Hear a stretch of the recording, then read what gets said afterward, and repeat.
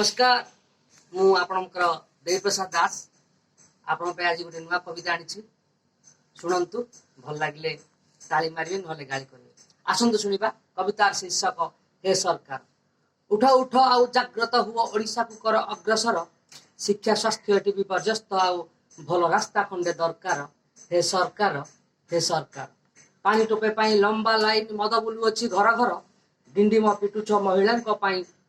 daily हुए एठी बलात्कार हे सरकार शिक्षक नहांती डाक्तर नहांती नाही नाही रहे संसार बेकारी समस्या चाकरी समस्या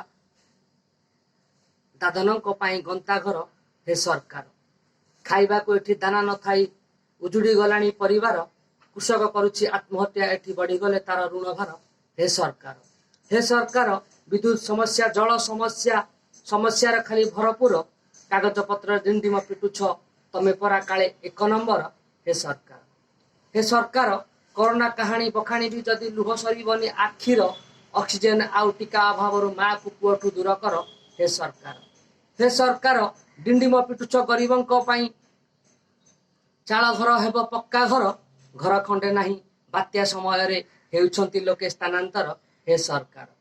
सरकार नेता मंत्री तुम्हें सबू तो लुटिल बाड़ हो तुम्हें फसल खाइल जन्म ठारू मृत्यु योजना करिल